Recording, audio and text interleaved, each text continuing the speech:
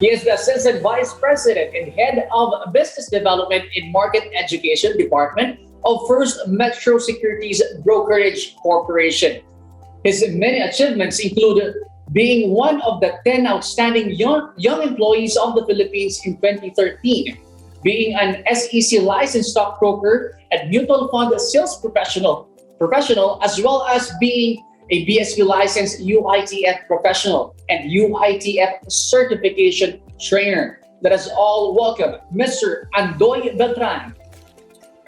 Good day mga TGFI and welcome to day 2 of OSHDP's Affordable Housing Summit 2021. So I'm going to make sure that you make the most out of this working lunch break of yours this Saturday afternoon. My name is Andoy Beltran and I'm the Head of Business Development and Market Education of First Metro Securities Brokerage Corporation, the stock brokerage arm of the Philippines' strongest bank, Metro Bank. And we happen to be your 2017, 2018, 2020, and 2021 best stock brokerage firm with the country's most advanced trading platform. Now, just to give you a little bit of a backgrounder, what I do pre-pandemic, a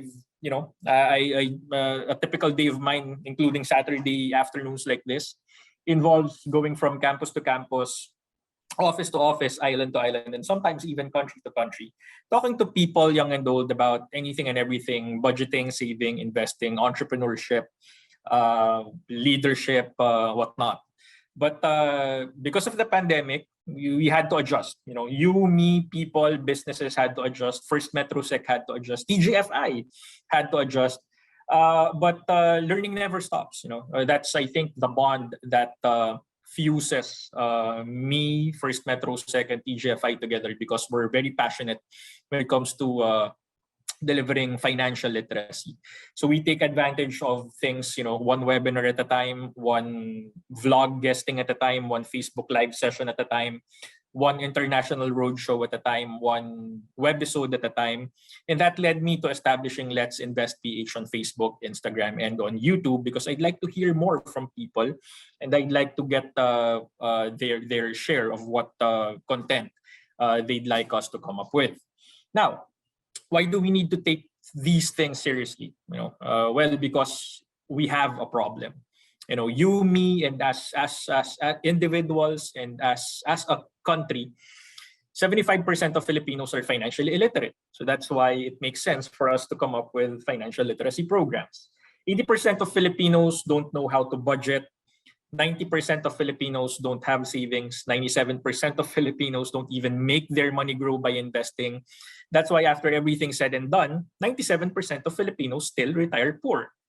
So no matter how decorated your lives are as students, no matter how hardworking you are as business people, as employees, SSS tells us that, hey, we all have that 97% chance of retiring poor. Now, according to the Asian Development Bank, since we're talking about investing in real estate, why you need to invest in real estate, how do you acquire a real estate property?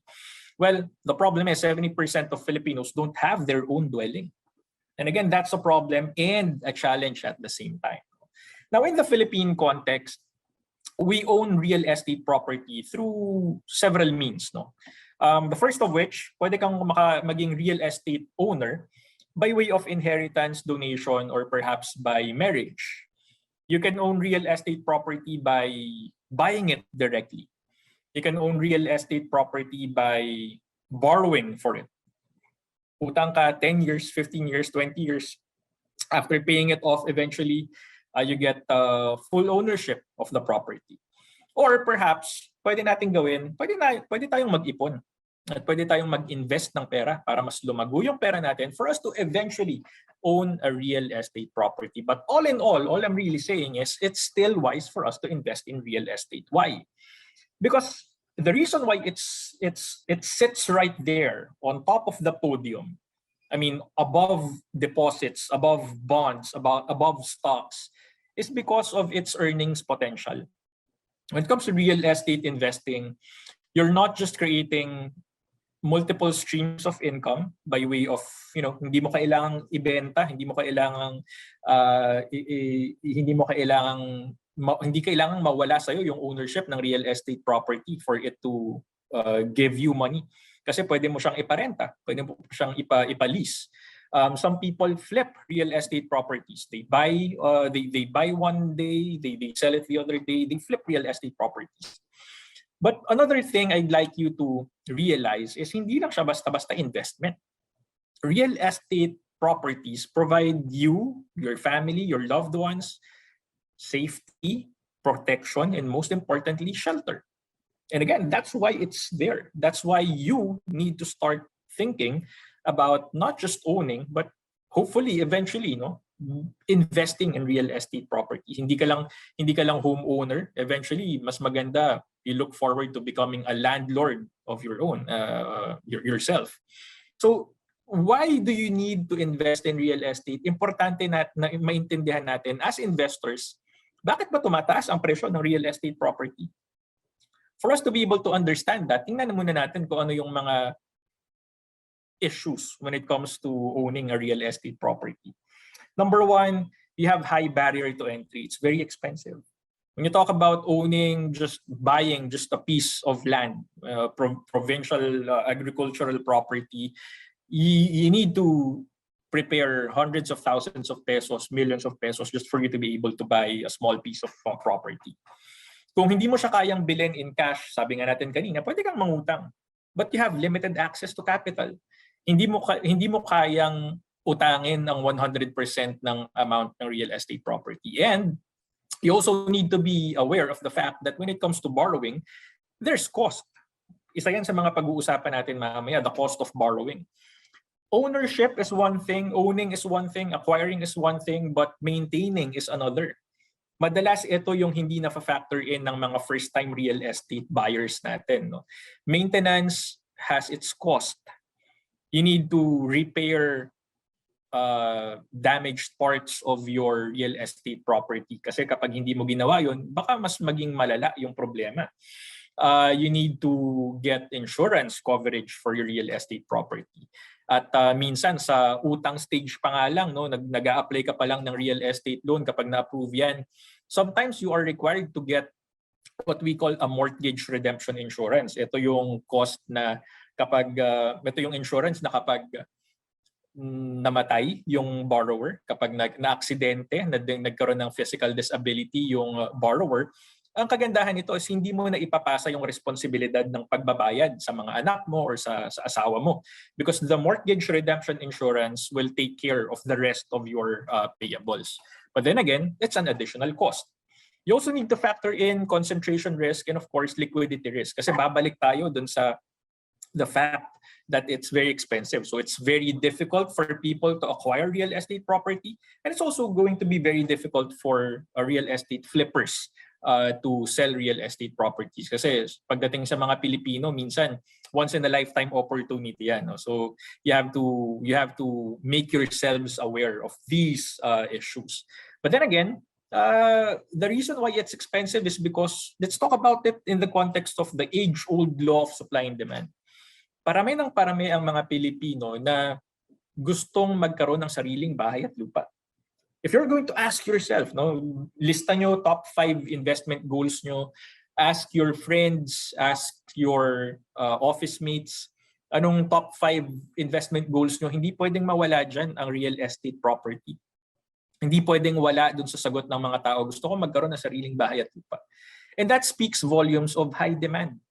At alam naman natin, pag mataas ang demand sa isang produkto, tumataas ang presyo.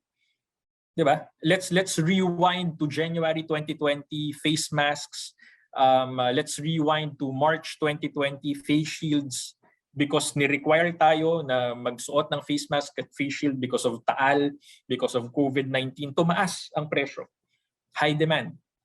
Another thing you'd like to factor in pagdating sa presyo ng real estate property, low supply. Parami ang mga Pilipino, pero hindi naman dumadami ang bakanteng lote. Low supply. So high demand coupled with low supply, high real estate prices. If you're going to recall, siguro some 30, 40 years back, okay lang for our parents to have a bungalow constructed. Practical pa yun nung unang panahon. Pero ngayon hindi na practical kasi we'd like to make the most out of the real estate property.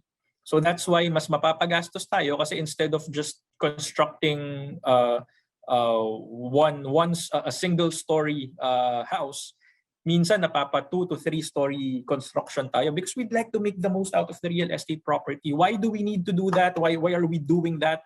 Because real estate properties are expensive. So we'd like to make the most out of that para hindi na pa konti-konti. Sige, sabay na natin isang gastusan para hindi na tayo renovate, hindi na tayo dagdag ng floor, isama na natin ngayon. Another thing why Filipinos do this is because alam naman natin dito sa atin, minsan sa isang bahay may hindi lang higit sa isang pamilya ang nakatira. So minsan nagiging ganun ang setup. First floor itong pamilya, second floor itong pamilya, meron tayong allowance for third floor, so pwede bahala na kayo. Minsan ginagawang ganun, no?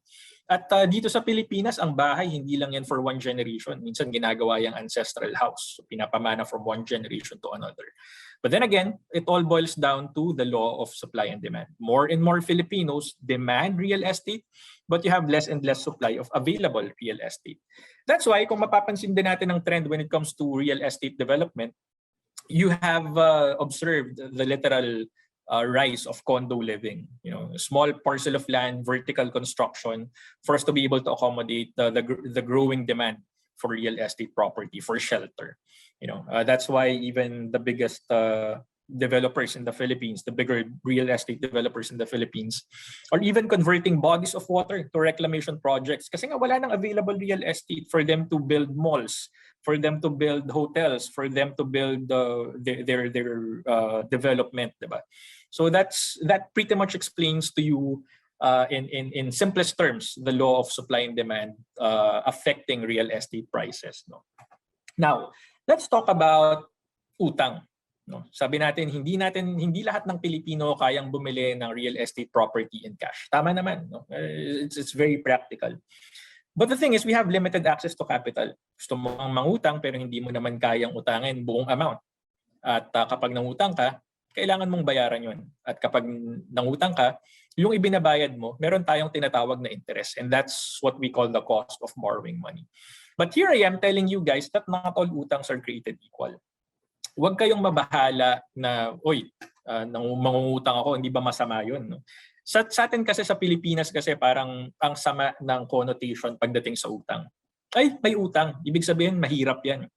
May utang. Ibig sabihin, hindi magaling sa pera. May utang. Ibig sabihin, hirap na financially. We are judgmental that way, but mali po yung notion na yun. Because again, not all utangs are created equal. Meron mga magagandang klaseng utang. The idea there is the benefit should always outweigh the cost. Yung napapakinabangan mo, dapat mas malaki siya kumpara sa face value ng inutang mong amount. Nangungutang ka if it gives you the opportunity to increase the value of your money, that's a good kind of utang. Mangungutang ka to get an asset with a lifespan greater than the term of the loan. Nangutang ka for 10 years, nabayaran mo yung housing loan mo. After 10 years, because properly maintained yung bahay, napapakinabangan mo pa. Pwede mo pa siyang ipasa to the next of kin. Again, that's a good kind of utang. For example, again, if the worth of your utang far exceeds the cost, it's a good kind of utang. Pag lumago ang pera mo sa pamamagitan ng pangungutang dahil sa business activities na ginawa mo, it's a good kind of utang. A personal loan, a multi-purpose loan, for you to be able to start investing, is a good kind of utang. A personal loan for you to be able to buy a laptop para magamit ng mga anak mo Mondays to Fridays for homeschooling, para magamit mo pag nag-work from home ka, and during weekends nagagamit nyo for entertainment or nagagamit nyo for your online business, is a good kind of utang. A home loan for you to be able to embrace the responsibilities of home ownership para hindi nasasayang yung pera mo for sa rental payment. Again, that's a good kind of utang, no? Ang importante lang dito is naiintindihan natin kapag nangutang ka ng pera, for you to eventually save, for you to eventually invest in bonds, for example, invest in stocks, for you to make more money, for you to eventually afford a real estate property of your own. Guys, that's a good kind of utang. Okay? Hindi masamang mangutang for as long as you know why you're borrowing money. Hindi masamang mangutang for a real estate property for as long as you know you can afford to buy it, to pay it off. No? One very important thing I'd like you to understand is, sabi ko nga kanina, kung ayaw mong mangutang, kung wala kang pera pambayad in cash, kung walang magpapamana sa'yo ng pera, or kung ayaw mong umasa na pwede kang ikasal sa isang tao na magbibigay sa'yo ng real estate property, pwede mo namang unti-untiin. You can save and invest for your real estate property, one quincenas at a time, one katapusan at a time, one payday at a time. And one way for you to grow your money is by way of stock market investing. It allows you to co-own publicly listed corporations. All you need to have is an active online stock brokerage firm. It will allow you to choose and invest from among 300 stocks publicly available. Kung ayaw mo ng 300, then ilimit natin to the best of the best, or the blue chips, the Philippine Stock Exchange Index stocks. It allows you to grow your money two ways. So dalawa ang source ng pera mo, lalo na kung blue chip investments ang kinukuha mo. No? You get price appreciation and you also get dividend income.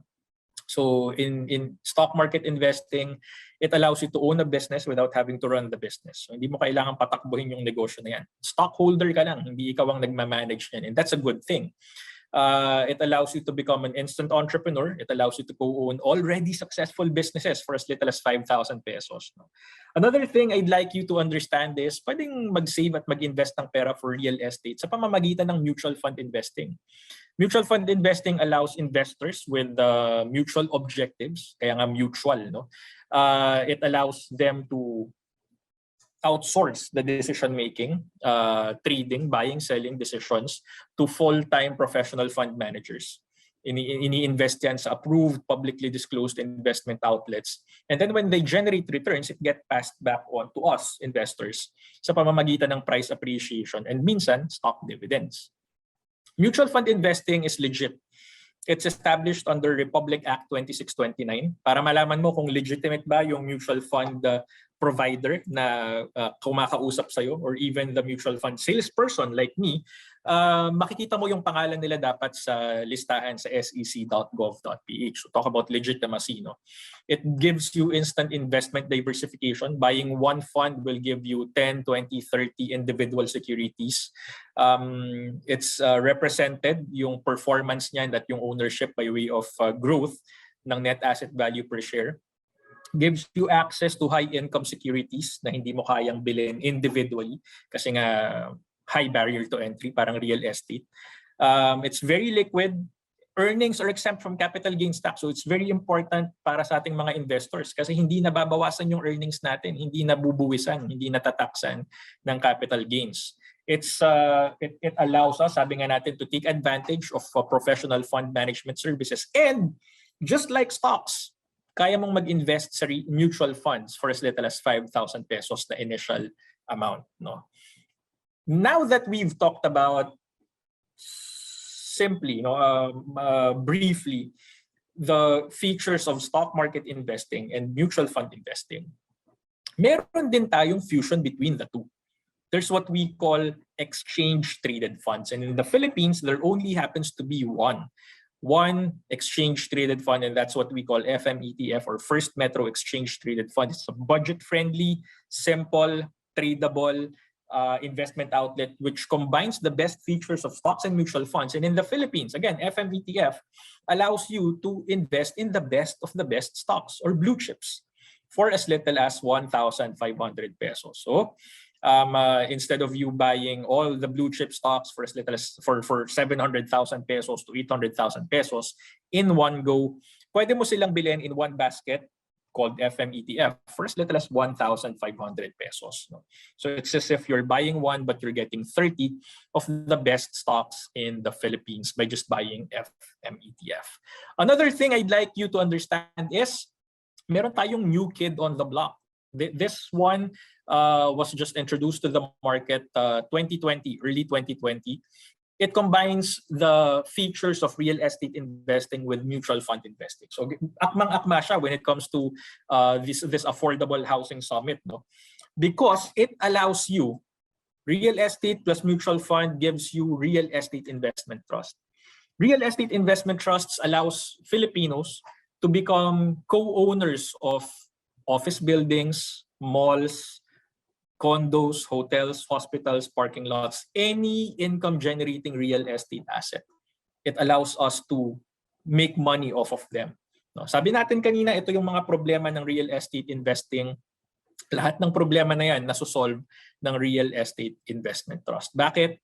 Because murang-mura. Very minimal capital requirements. So hindi mo na kailangang mangutang. It minimizes the need for you to borrow. Instant investment diversification, instant real estate asset diversification. No need to spend on maintenance. No need to spend on insurance. No need to get a mortgage redemption insurance. It's professionally managed. Meron ka ng fund manager, meron kang property manager, meron ka pang admin manager. It's very liquid. Parang ang pagbili at pagbenta nito, parang bumibili ka lang ng mutual fund or stock online. And pinaka-importante sa lahat, lalo na sa ating investors, guaranteed dividends. 90% ng income ng Real Estate Investment Trust Corporation should be distributed to us investors sa pamamagitan ng dividendo. At dito sa Pilipinas, for as little as 2,500 pesos, pwede ka nang bumili ng real estate investment trust, di ba? So parang sobrang dali for you to start saving and investing for your dream home sa pamamagitan ng mga outlets na to. So real estate investment trust, instead of you having to shell out billions of pesos in getting income generating real estate assets, buildings, malls, you just need as minimum as little as 2,500 pesos. The thing is, it's very important for you to understand these things because tao lang tayo. We need to sleep, we need to relax, and sometimes even though we're getting enough sleep, sometimes even though we're getting enough relaxation over weekends, we're getting we get vacations from time to time. Sometimes we still get sick. At normal yun. Again, because tao lang tayo. We have limitations. But that's what I'm trying to drive at. When you start unlocking the true potential of your money by making it work for you 24/7, weekends, including Saturdays like this, that's the only time you unlock the true potential of your money.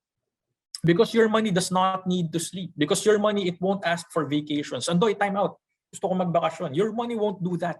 And the most important thing is, no matter how hardworking your money is, your money won't get sick. Our money is not just intended to be spent. When it's budgeted the right way, when it's invested the right way, when it's saved properly, our money can make more money. And that's what I'm asking you to do. Especially if you know you can't afford to get your real estate property ngayon. All right? So stock market investing, mutual fund investing, ETF investing, and REIT investing, all made possible online through First MetroSec. One account for all your investment needs. You have mutual funds from the biggest mutual fund providers in the Philippines, minus the capital gains tax, minus the sales loads, minus the transaction fees, minus the commissions. If you buy them through First MetroSec, you can trade in a few taps with First MetroSec Go, the best online mobile trading app in the Philippines, available for free via Google Play and the App Store. We have an artificial intelligence in our platform, which provides you with technical analysis on demand. We have daily, weekly, and monthly reports for your fundamental analysis needs. We have the most advanced trading platform in the Philippines, available via First MetroSec Pro, First MetroSec New, and First MetroSec Go. We can automate your investments for as little as 1,500 pesos every month through our voluntary investment program.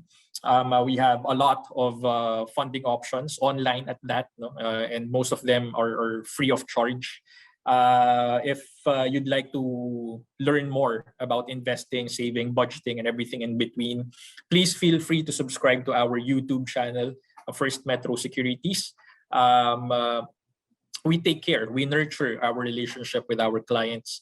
So we make sure that we keep in touch with them.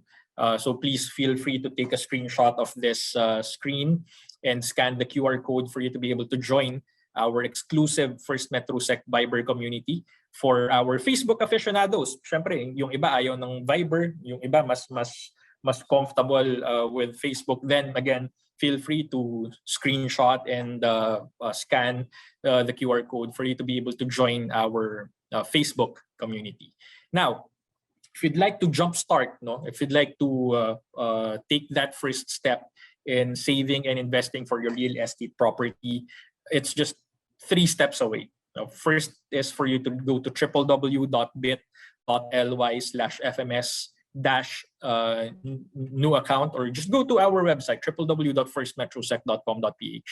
Step number 2 is complete the online account opening form. It's available 24/7. Account opening is online and completely paperless, and upload the requirements online. So super dali. It's just going to set you back about 10 minutes. But the most important thing here is when you get asked by the system, how did you learn about us? Just click seminar or event and type in our special seminar code TGFI. Anong importansya nito? Well, if you get to use this seminar code, account opening will be fairly easier for you because I can waive your video interview requirements. So again, when you get asked by the system, how did you learn about us? Click seminar or event and type in our special promo code, special seminar code TGFI. All right. So for speaking engagement invites, for anything and everything personalized, gamified financial literacy programs, please do invite us over via market education at firstmetrosec.com.ph. We're everywhere on social media, from Facebook to Twitter to Instagram, YouTube, and Viber. Before we proceed to our question and answer portion, let me just keep on reminding you that it doesn't matter how little or how big you're earning. You become rich. You get to afford to buy your real estate property, your dream home, when you start to manage your spending.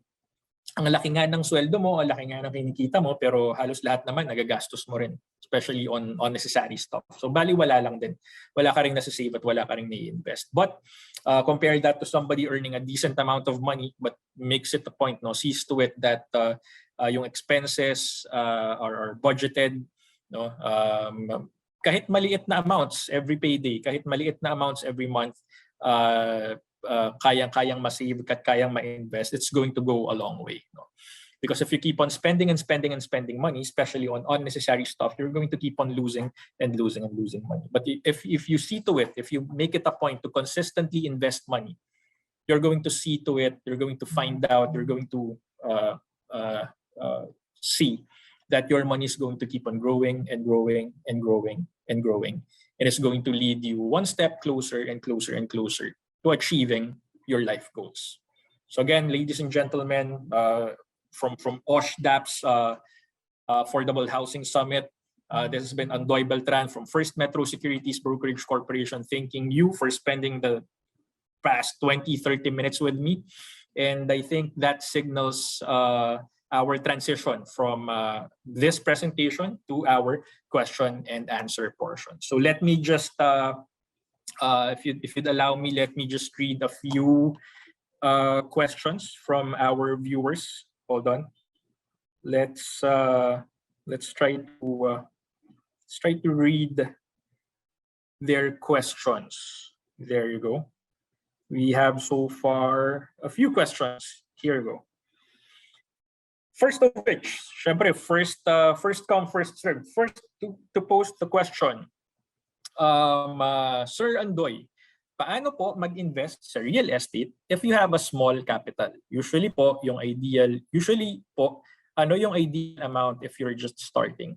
Well, sabi nga natin sa presentation proper, no, parang hindi ka naman required to purchase a real estate property in cash. Yun yung ideal kasi syempre gusto mo, gusto mong mabili agad, sa'yo na agad, hindi mo naiisipin yung monthly. Pero that's where the capital market comes in.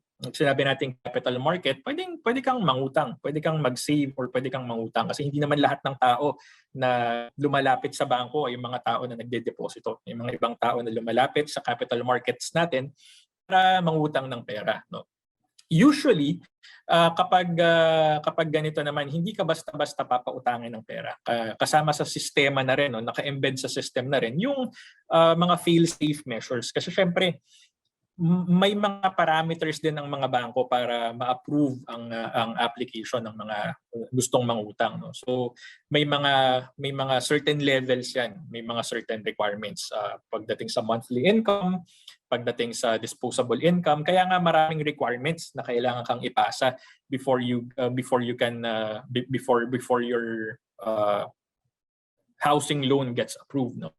Tinitingnan niya ng bangko, hindi yan discrimination na dahil ba maliit lang yung sweldo ko, dahil ba ganito lang ang take home ko. Hindi yan discrimination when it comes to income. It's actually a way for banks to protect you from further harm. Kasi kung payagan ka nila na mangutang ng pera para sa real estate property, pero alam naman nila based on their calculation, based on their analysis na hindi mo kayang bayaran long term itong pagkakautang na to, ikaw rin yung mamumroblema kasi sayang yung pera na ibinayad mo first how many years, first how many months, tapos ma-recover lang din, no? Ma-foreclose lang din yung property ng bangko. So it's actually a safeguard measure, hindi lang para sa bangko pero para na rin sa inyo. Usually, so second part ng question mo is ano po yung ideal amount if you're just starting. I think when it comes to real estate loans, between 70 to 80% ang loanable amount, no, ng amount ang nagagrant nila. So that means if you're buying a condo unit, that means if you're buying a real estate property, a house and lot, usually dapat meron ka ng 20 to 30% of the value in cash na pwede mong ibayad upfront. Kasi yung mga loans, yung utang, hindi niya sinasagot yung 100% ng amount. So usually 70 to 80% of the amount lang ang sinasagot nila. So I do hope I was able to answer that question. So there you go. Another question. We have our second question. I'm reading off my phone para hindi tayo problema dito, no? So second question, how can I pick and buy my first real estate investment? Ang daming factors diyan, pinaka-importante talaga dito is anong klaseng, kasi you talk about real estate investment, no? Ngayon pa lang dapat ma-delineate na natin. Real estate ownership is different from real estate investment.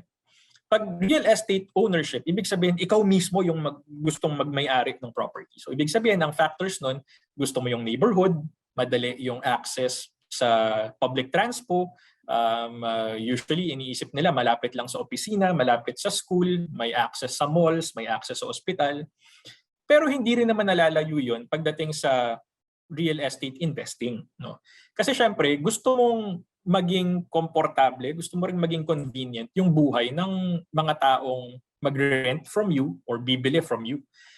The thing is, may konting additional responsibilities lang when it comes to real estate investing. So the first question you need to ask yourself is, handa ka ba dun sa mga responsibilities na yun, na pagiging landlady, pagiging landlord, yung pag-interact with brokers, lalo na kung gusto mong mas ma-widen yung network mo. May mga times na kailangan ikaw yung humarap sa mga tenants, kailangan mong mag-establish ng ground rules, ano yung mga pwede nilang gawin, ano yung mga may maximum number of people ka ba na dapat i-accommodate doon sa property. At you have to also understand, especially for people na nagpaparent out ng condo, no? Ikaw pa rin ang legal owner niyan. So minsan kapag nagkakaroon ng problema, nagkakaroon ng misunderstanding, madalas ikaw yung ipapatawag, no? Kumbaga sa principal's office for you to resolve, no? But then again, yung real estate investing, importante talaga dyan is location.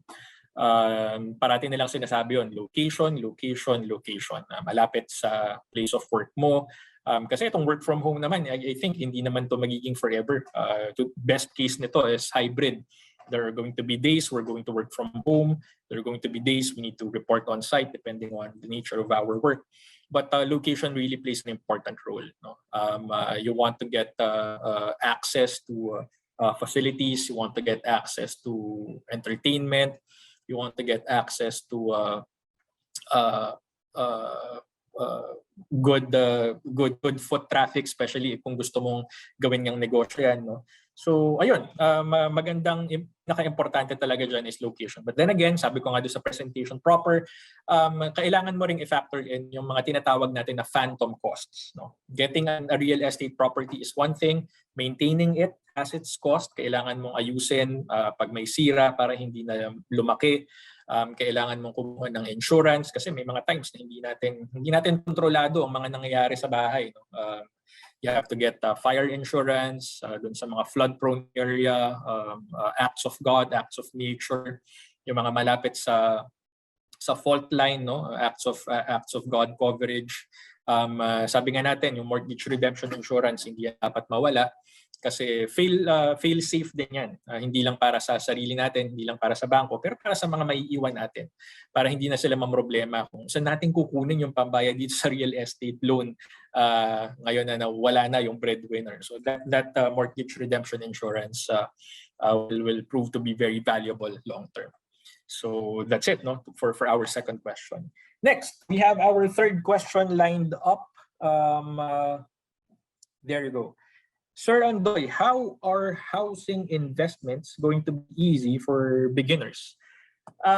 Hindi natin kailangang i-DIY lahat ng bagay. No? May mga ibang bagay na no choice kailangan natin gawin. If you'd like to learn how to ride a bike, if you'd like to learn how to swim, if you'd like to learn how to drive, no choice. Ikaw talaga kailangan gumawa nun. Ikaw talaga kailangan matutong gawin yun for yourself. Pero when it comes to real estate investing, I think that's the beauty of attending things like this, OSHDP's and TGFI's Affordable Housing Summit. Kasi hindi lang investment professionals, hindi lang housing market professionals ang makikilala nyo, malalaman nyo rin kung sino yung mga brands na dapat nyong pagkatiwalaan. Kasi yun nga, kaya nga tayo meron mga real estate brokers, no? Kaya nga meron tayong mga agents. Because they're going to make life easier for us when it comes to transactions, when it comes to payments, when it comes to getting all the necessary documentations, no? Ang kagandahan nun is once you get to work with them intimately, once you get to work with them closely, nakikita nyo na kung ano talaga yung proseso na dapat nyong gawin para sa mga susunod na transactions, especially sa mga gusto talagang mag-invest sa real estate. At least alam nyo na kung ano yung mga step-by-step process. May mga bagay na sa second time, pwedeng ikaw na yung magtrabaho, ikaw na yung ilakad, pero at least alam mo, na-guide ka na as a newbie, as a beginner, alam mo kung ano yung mga dapat mong ayusin muna bago matuloy ang isang transaction. Ano yung importante? Kailangan mo ba ng special power of attorney? Kailangan mo bang pumunta muna sa Registry of Deeds? Sino yung dapat mong lapitan? Sino may mga lisensya? So those are just some of the things na mas mapapagaan, no, ng mga real estate brokers and agents for us. And that's why they're there. So there, do we have any other questions? We have additional questions. Will investing in Reits, question number 4, will investing in Reits diversify my portfolio? Of course it will. Ang kagandahan dito sa real estate investment trust, sabi nga natin kanina, it's an affordable way for us to indirectly own real estate properties. At hindi lang basta-basta real estate property yung meron tayo dito, hindi to house and lot, hindi to bakanteng lote. You're talking about malls, you're talking about office buildings, you're talking about multi-level parking lots, no, depending on the real estate investment trust company. But it will diversify your portfolio. Iba ang classification niya sa stocks, iba ang classification niya sa mutual funds, iba ang classification niya sa exchange-traded fund. Technically, iba rin ang classification niya sa real estate. But it's a legitimate asset class. So it will diversify your portfolio kasi parang ang kagandahan nito is bukod sa capital appreciation, kumikita ka dito every 3 months, every quarter, nagbibigay sila ng dividendo galing sa kinikita nila from rent ng tenants, rent ng mga office na kumukuha ng office space sa kanila, yung mga binabayad sa parking lot, no, yung mga bayad sa ospital, yung mga monthly payment, association dues ng mga condo unit owners, no. So nakikinabang tayo doon because again, we are part owners of the Real Estate Investment Trust Corporation. There. Next question, we have question number 5. Hold on. Meron tayong question dito. Hold on. Question number 5. Nawala ko siya. There you go. Question number 5. I think I'm getting a signal that this is going to be our last question. So, but then again, let's entertain this question. Is home ownership a substitute for investing in real estate investment trust? If you're going to ask me, it's not. No, iba siya. Sabi ko nga kanina doon sa sagot ko sa 4th question. iba ang level of ownership at iba ang asset ownership, no? Iba ang assets na binibili mo sa Real Estate Investment Trust Corporation at iba rin ang asset na binibili mo when you talk about the real deal legit home ownership. Kasi kung matatandaan nyo dun sa first part ng presentation, sabi ko ang real estate, yung actual real estate investing, hindi lang siya basta-basta investing na kumikita yung pera natin dahil may rental income, dahil may lease income, kumikita yung pera natin dahil pataas ng pataas ang zonal value. Ang real estate investing, kapag nagsawa ka na, pwede mong tirhan ang condo unit mo, pwede mong maging shelter, pwede maging source of safety, source of protection ng pamilya mo, no? So hindi lang siya basta-basta investing na, oy, may pera ako dito, investor ako dito. Talagang literal na meron kang pwedeng uwian na bahay. Ang Real Estate Investment Trust, while you are a part owner of a mall, while you are a part owner of a condo, hindi ka basta-basta pwedeng pumunta doon at sabihin mo, pwede bang dito ako matulog ngayon? Kasi meron akong ownership dito sa Real Estate Investment Trust. Tonight, dito ako matutulog sa mall. Tomorrow, doon ako matutulog sa condo. Sa Wednesday, doon ako matutulog sa parking lot because co-owner ako, no? Hindi ganun yun. Co-owner ka ng Real Estate Investment Trust Corporation, pero that does not give you the right to treat any or all of those assets as a shelter, no? So ayun siya, hindi substitute ang home ownership sa Real Estate Investment Trust, and consequently hindi rin substitute ang Real Estate Investment Trust sa home ownership. So I think that's it, no? I'm being given the signal that we've run out of time. So that again, ladies and gentlemen, this has been Andoy Beltran from First Metro Securities Brokerage Corporation. Thanking all of you for participating in OSHDP's Affordable Housing Summit 2021. And should you have further questions offline, we can talk about it. You may email me via abeltran@firstmetrosec.com.ph. And I'm also on social media as Andoy Beltran. Thank you.